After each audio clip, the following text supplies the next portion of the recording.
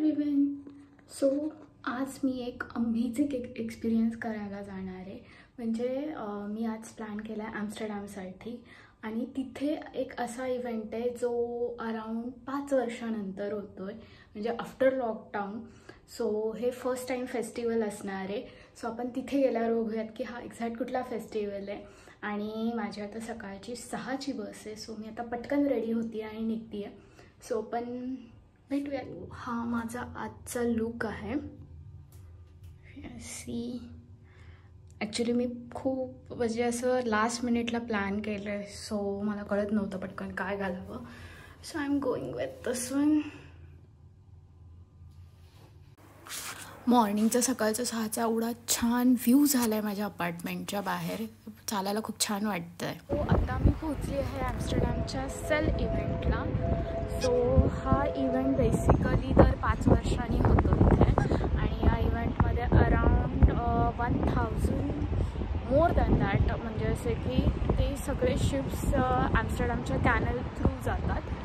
So इकडे तुम्ही जर बघितलं तर मागे खूप सारे शिप्स तुम्हाला दिसत असतील. सो हे एव्हरी 5 इयर होतं. बट म्हणजे लॉकडाऊन नंतर ते असं झालं की आफ्टर 10 इयर्स त्यांनी हे परत स्टार्ट केलेलं आहे. हा त्याचा बॅकग्राऊंडचा व्ह्यू आहे जिथे मी आत्ता सध्या थांबली आहे. तर टेम्पररी आत्ता इथे ह्या सगळ्या शिप पार्क केलेल्या आहे. सो तुम्ही त्याच्या आतमध्ये एंटर करू शकता, आतमध्ये बघू शकता की एक्झॅक्टली काय आहे ते. But you need to take a permission. So तुम्ही हे बॅकग्राऊंडला बघू शकता की खूप साऱ्या शिप्स पार्क केल्यात आणि खूप म्हणजे बाकी सगळ्या ज्या आहेत त्या रिव्हरमध्ये आहेत सध्या. सो आपण मेन स्टेशनच्या जवळ चालू आहे, सेंट्रल स्टेशन. आणि ॲडम लॉकआउटपासून तिथून आपल्याला तिथला पॅनोरामिक व्ह्यू मिळेल. So let's see. आत्ता इथे ज्या बोट्स दिसत आहेत त्या नॉर्मल ॲम्स्टरडॅममध्ये चालणाऱ्या बोट्स आहेत. आणि थोडं समोर गेल्यावर इथे त्यांनी हे एका आर्टिस्टचं एक्झिबिशन टाईप ठेवलेलं होतं, जे खूप छान दिसत होतं. म्हणजे खूप छान पेंटिंग्स होते. देन हे ॲम्स्टरडॅमच्या समोरचं कॅनल आहे. सो व्ह्यू खूपच अमेझिंग आहे. Then we can buy some souvenirs over there. So tulip bulbs, त्याच्यानंतर जे आर्टिफिशियल ट्युलिप्सचे फ्लावर्स आहेत ते देखील तिथे होते. अलॉंग विथ दॅट म्हणजे खूप टाईपचे मॅग्नेट होते ज्याच्यामध्ये तुम्ही विंडमिलचे मॅग्नेट बघू शकता किंवा सायकल ॲज ॲम्स्टरडॅम म्हणजे सायकल सिटी म्हणून ओळखली जाते. सो त्या टाईपचे वेगवेगळे व्हरायटी होत्या इथे मॅग्नेट्समध्ये. आणि त्याच्यासोबतच बाकी म्हणजे वेगवेगळ्या कलरफुल्स असे मग्स, देन जे शोपीस आपण ठेवू शकतो तशा टाईपमध्येही तिथे होते. म्हणजे बेसिकली जर तुम्ही ॲम्स्टरडॅम सेंट्रलच्या थोडं समोर गेला ना तर तिथे एक शॉप आहे जिथे म्हणजे पर्सनली मला आता फार आवडलं की त्यांच्याकडे खूप सारी व्हरायटी आहे, खूप सारे कलर्स आहेत आणि वेगवेगळ्या गोष्टी तुम्ही घेऊ शकतात. म्हणजे दरवेळेसच असं नाही की मॅग्नेट वगैरेच म्हणून. सो तिथे मल्टिपल व्हरायटी आहे. आणि स्पेशली हे शूज तर खूप क्यूट दिसत होते and these cap as well. So त्यातली एक मी घेतली आहे माझ्यासाठी. But so this is Amsterdam central station. याच्या एक्झॅक्टली अपोजिट साईडला सेल फेस्टिवल होता जिथनं तुम्ही फेरी वगैरे पण घेऊ शकता. सो त्या म्हणजे सेंट्रल रेल्वे स्टेशनच्या बाहेर आल्यानंतर तिथे थोडा पॅसेज होता, तिथे उभे राहून आम्ही हे सगळे शिप्स वगैरे बघत होतो. सो खूप साऱ्या व्हरायटीचे शिप्स होते तिथे, बोट्स होत्या. बेसिकली ते असं होतं की प्रत्येक म्हणजे सेकंदाला एक नवीन प्रकारचे बोट दिसत होते. ॲक्च्युली मी सगळ्या शूट नाही करू शकले बिकॉज मी तिथे काही माझ्या फ्रेंड्सलाही भेटायला गेलेले होते. But the whole experience was very amazing. जर तुम्ही ही शिप बघू शकता तर किती अशी जुनी आणि युनिक टाईपची शिप आहे ही. आणि इथे अशा खूप साऱ्या व्हरायटी होत्या आणि मेन म्हणजे ते असे होते की मल्टी स्टोरी किंवा खूप सारी हायर कपॅसिटीची लोकं कॅरी करू शकतील अशा टाईपमध्ये होतं. जसं मग तुम्ही बघू शकत असाल तर दिस इज ॲडम लॉकआउट, जे मी तुम्हाला म्हणत होते की जिथनं तुम्हाला पॅनोरामिक व्ह्यू मिळेल. बट ॲक्च्युली मी फेरी घेतली. जर ferries are free in Amsterdam. So त्या फेरीमध्ये रिटर्न यायला म्हणजे ॲक्च्युली कॅनलला शिप्स असल्यामुळे खूप टाईम लागत होता. सो मला त्याच्यामध्ये डिले झाला. हा व्ह्यू सेम मला दुबई वाईब्स देत होता. तर दुबईमध्ये असंच एक म्हणजे स्क्वेअर टाईप ठेवलेलं आहे. जर जे कोणी दुबईला गेले असतील तर त्यांना माहिती असेल. बट ते विथ वॉटर आणि ते साईडला क्लाउड्स वगैरे एवढा छान व्ह्यू येत होता. आणि हे थोडेफार टॉईस जे मी तिथे बघितले. ॲम्स्टरडॅमनंतर मग मी आत्ता इकडे झान्सेसाठी आली आहे. सो बेसिकली हा फार्म आहे. जर तुम्ही बॅकग्राऊंडला बघू शकत असाल तर इकडे खूप सारे विंडमिल्स, वुडन क्लॉक्स, चीजचे वगैरे आहेत. आणि इथली सगळे हाऊसेस हे अशा स्ट्रक्चरमध्ये जे तुम्हाला बॅकग्राऊंडला दिसत आहेत. सो एक फिक्स पॅटर्नमध्ये त्यांचे असे घरं वगैरे आहेत. आणि जर तुम्ही हा व्ह्यू बघितला तर तुम्हाला म्हणजे असं थोड्या डिस्टन्सवरच तिथे विंडमिल्स दिसत आहेत. आणि ते वेगवेगळ्या कलरमध्ये आहेत आणि पर्टिक्युलर स्ट्रक्चर मॅनेज केलेलं आहे. सो त्यामुळे ते खूपच छान दिसतं. So let's start with wooden clock factory. So इथे एंट्री फ्री आहे आणि इथे खूप साऱ्या व्हरायटीचे तुम्हाला वुडन क्लॉक्स मिळतील. म्हणजे प्रत्येक फंक्शनसाठी वेगवेगळे अशा टाईपमध्ये तिथे आहेत. तिथे तुम्हाला म्हणजे लाईव्ह डेमो देखील दिला जातो की म्हणजे तो वुडन क्लॉक कसे बनवतात. ते त्यांनी आम्हाला दोन्ही वेळी सांगितलं की ते म्हणजे हाताने कसे बनवतात आणि नाव मशीनमध्ये ते किती फास्ट बनतं. सो ही ती मशीन आहे ज्याच्यामध्ये ते वुडन क्लॉक बनतात. आणि याच फॅक्टरीमध्ये थोडेफार सुविरस म्हणजे त्यांनी ठेवलेले होते. बट मोस्टली तिथे वुडन क्लॉक्सच होते जे खूप साऱ्या कलरमध्ये आणि शेप्समध्ये होते. आणि हे व्हाईट आणि ब्ल्यू कॉम्बिनेशनमधले सुविरियर एवढे क्यूट दिसत होते. हा झान्स फार्मचा म्हणजे इनिशियल एंट्रीवाला व्ह्यू आहे. खूप अमेझिंग आहे. म्हणजे असं मेस्मरायझिंग आहे की तिथनं आल्यानंतर पण तो व्ह्यू म्हणजे असं डोळ्यासमोरून जात नाही. एवढं छान लोकेशन आहे ही. त्यानंतर मग मी गेले चीज फॅक्टरीला. जर तुम्ही चीज फॅक्टरीची एंट्रीज बघितली तर ते त्यांनी असं इथे म्हणजे डेमो टाईप करून ठेवलेलं आहे.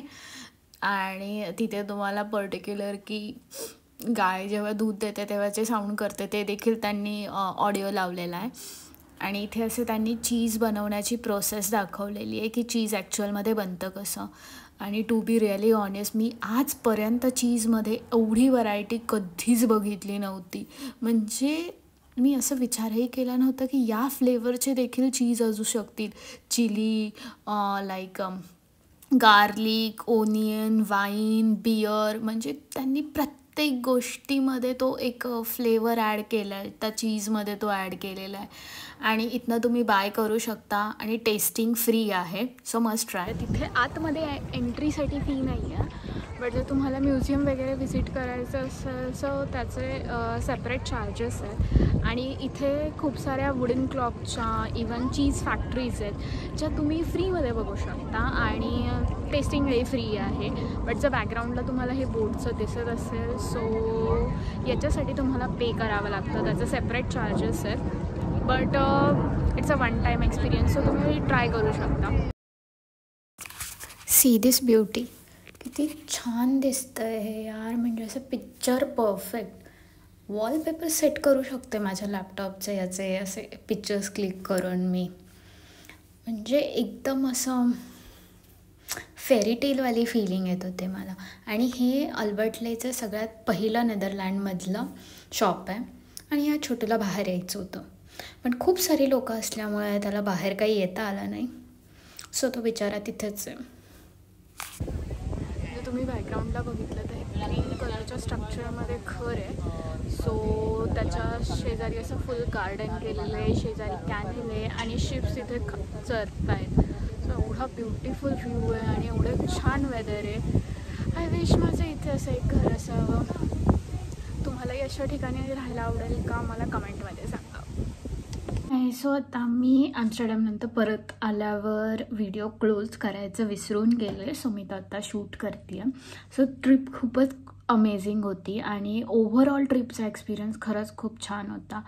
म्हणजे अराउंड ऑलमोस्ट सगळ्या कंट्रीमधनं ते शिप्स इथे आले होते आणि त्यांचे ते काय म्हणतात ते व्ह्यू तो खूप भारी होता ॲक्च्युली बघायला. म्हणजे एका ठिकाणी बसून निवांत बघण्यासारख्या गोष्टी होत्या. ड्यू टू टाईम कन्स्ट्रेंट मी ॲडम लॉकआउटला नाही जाऊ शकले, सो पॅनोरॅमिक व्ह्यू तो नाही कॅप्चर झालेला. बट द मोस्ट इम्पॉर्टंट की ते दर 5 वर्षांनी होतं आणि तो एक्सपिरियन्स करणं इज लाईक मस्ट, बिकॉज मी इकडे जास्त टाईमसाठी नाही आहे. So I thought why to waste the time. So मग मी असे ते चला जाऊन येऊयात. ॲक्च्युली याच्या आधी माझी ॲम्स्टरडॅमला ट्रिप झालेली होती, पण तेव्हा मी ब्लॉगिंग वगैरे करायचं नाही, तर मग माझ्याकडे त्याचे असे ॲज सच व्हिडिओ शूट केलेले नाहीत. बट जस्ट मी तुम्हाला एक बेसिक इन्फॉर्मेशन देते की तुम्ही तिकडे काय करू शकता. सो फर्स्ट थिंग, जर तुम्ही ब्रसेल्समधनं जर तिकडे जात असाल तर फ्लिक्स बस, ब्ला ब्ला कार बस म्हणून ऑप्शन आहे. सो तुम्ही तोही ट्राय करू शकता. आणि म्हणजे तिथे जर तुम्ही थोडं आधी प्लॅन केलं ना, तुम्हाला खूप चीपर रेटमध्ये म्हणजे मिळून जातील. आणि तुम्ही जर लास्ट मिनिट प्लॅन करत असाल तर I would suggest to go with a train, because युरोपच्या ट्रेनचा नेटवर्क खरंच खूप छान आहे. आणि म्हणजे ते इझी पण होऊन जाईल, 1 तासात वगैरे तुम्ही इझिली ॲम्स्टरडॅमला मेन सिटीमध्ये पोहोचू शकाल. सो जर तेव्हा तुम्ही मेन सिटीमध्ये रीच केल्यानंतर डॅम स्क्वेअर, तिथले कॅथड्रल्स, देन सेंट्रल म्हणजे ॲम्स्टरडॅमचं जे सेंट्रल स्टेशन आहे ते ट्रेन स्टेशन, ते खरंच खूप प्रिटी आहे. सो तुम्ही नक्की तिकडे विजिट करा. देन त्याच्यानंतर असं आहे की canal cruise must try, because आणि आय वुड सजेस्ट की नॉर्मल कॅनल क्रूजवर जाण्यापेक्षा तुम्ही गायडेड कॅनल क्रूज घ्या, ज्याच्यामध्ये म्हणजे मोस्टली मी जी घेतली होती ती इंग्लिशमध्ये होते, because I don't know other language. थोडं फार येते बट एवढं नाही आहे. सो मी जी घेतली होती ती इंग्लिशमध्ये होते, बिकॉज मग तुम्हाला ते प्रत्येक पॉईंटचं ते इम्पॉर्टन्स समजून सांगतात. सो ते बेटर आहे बाकीच्या ह्याच्यापेक्षा. And it's around 1 hour. जर तुम्ही सिटी पास घेतला असेल तर त्याच्यामध्ये ते फ्री येतं. सो जेव्हा तुम्ही सेंट्रल स्टेशनला जाल तर तिथून ॲडम लॉकआउटच्या साईडला जाताना ज्या मधल्या फेरीज आहेत, आणि ॲक्च्युली ॲम्स्टरडॅममध्ये फेरीज फ्री आहेत. सो तुम्ही एका ठिकाणाहून दुसऱ्या ठिकाणी जर फेरी थ्रू जात असाल तर इट्स ॲब्सोल्युटली फ्री. सो त्याची काही एवढी वरी करायची गरज नाही आहे. तुम्ही म्हणजे सपोज 1 डे ट्रॅव्हल करत असाल तर आय वुड सजेस्ट की तुम्ही 1 डेचा पास घ्या तिथे, आणि त्याच्यामध्ये तुमचं सगळं पब्लिक ट्रान्सपोर्ट कवर केलेलं असतं. सिटी पास जर तुम्हाला म्युझियम वगैरे बघायला आवडत असेल, you should go with city pass. But जर नाही तर आय वुड सजेस्ट की ट्रान्सपोर्टचा 1 डेचा पास इज इनफ की तुम्ही ते हे करू शकता म्हणून. आणि मी ॲडम लॉकआउट ह्याच्यासाठी म्हणते की बेसिकली तिकडे हायेस्ट स्विंग आहे. आणि टू बी रिअली ऑनेस्ट मी ते ट्राय केलं आहे आणि तो एक्सपिरियन्स खरंच खूप अमेझिंग होता. म्हणजे मला थोडीशी भीतीही वाटत होती. ते असं होतं जेव्हा मी बसले, आय वॉज लाईक की स्टार्टिंगला मी अशी होती की एवढं हाईटवरनं मला बघवलं जात नव्हतं. But the view is very amazing. आणि त्या एवढ्या हाईटवर आपण स्विंग करतोय, it's like mind blowing. So मी अशी होते once in a lifetime experience येतो, तर मस्ट ट्राय करू शकता. देन ॲम्स्टरडॅम ज्या गोष्टीसाठी फेमस आहे तर this is red district area. So तो आय वुड सजेस्ट की तुम्ही 6-7च्या नंतरच जा संध्याकाळी, बिकॉज दिवसा म्हणजे मी पहिल्यांदा गेले होते तर मी दिवसाच्या टायमिंगला म्हणजे दिवसाच्या टायमिंगला तिथनं जात होते. सो तुम्हाला असंच तिथं वेगळं काही हे नाही आहे, ते मोस्टली नाईटलाच हे होतं. आणि to be really honest being a girl मी तुम्हाला ते जा असं यामुळे म्हणते आहे की म्हणजे आपल्या माइंडमध्ये ना एक कन्सेप्ट असते की ते असा एरिया किंवा ती अशी लोकं किंवा हे. बट तिकडे ॲक्च्युली मी हे बघितलं की लोक त्यांच्या विथ फॅमिलीजला घेऊन किंवा बाकी सगळं ते जस्ट बघायला आले होते. म्हणजे ते बघणंही एक एक्सपिरियन्स आहे. That's another thing. So I would suggest की एकदा तुम्ही जाऊन ते नक्की बघा. देन म्हणजे त्याच्यानंतर मी ज्या टायमिंगला गेले होते that was in April. So त्यावेळेस कोकोनफमध्ये ट्युलिप गार्डनला मी व्हिजिट केलं होतं. सो म्हणजे ते असं होतं की ते पर्टिक्युलर पिरियडमध्येच ओपन असतो. So that is also good option. But तुम्ही ते आधी टाईम फ्रेम चेक करून जा की तुम्ही कुठल्या म्हणजे मंथमध्ये वगैरे जात आहे, because it's available only for 2 to 3 months. So तुम्ही ते टाईम फ्रेम नक्की बघा आणि मी ती डिस्क्रिप्शनमध्येही देईल की ते कधी ओपन असतं. आणि जर तुम्ही त्या टाईम फ्रेममध्ये नसाल, म्हणजे त्या वेळेत जर तुम्ही गेला नसाल, तर आय वुड से की झांज फार्म किंवा झांजस्टार्ट असं त्याचं नाव आहे. म्हणजे 2-3 नाव आहेत त्याची. सो तुम्ही ते व्हिजिट करू शकता. इवन त्याच्या अजूनही प्लेसेस आहेत, पण झांज फार्म मी मोस्टली याच्यासाठी म्हणते आहे बिकॉज आत्ताच्या ब्लॉगमध्ये मी ते कवर केलेलं आहे. सो तुम्हाला त्याची पूर्ण इन्फॉर्मेशन तिथे मी दिलेलीच आहे ऑलरेडी. बट ते पण एक खूप छान आहे, म्हणजे तुम्ही अराऊंड 1 ते 2 तास निवांत तिथे घालवू शकता. आणि म्हणजे जर तुम्ही हाऊस म्हणजे हॉटेल किंवा हाऊस Airbnb जर बघत असाल, तर आय वूड ऑल्सो सजेस्ट की तुम्ही हाऊस बोट हे पण ट्राय करू शकता ऑप्शन. म्हणजे मी नाही केला आहे, but you can explore that option. तोही एक चांगला ऑप्शन आहे. आणि that's it for Amsterdam trip. So मला अजून काही आठवलं तर मी नक्की तुम्हाला नेक्स्ट ब्लॉगमध्ये सांगेल. But till now stay tune and thanks for watching.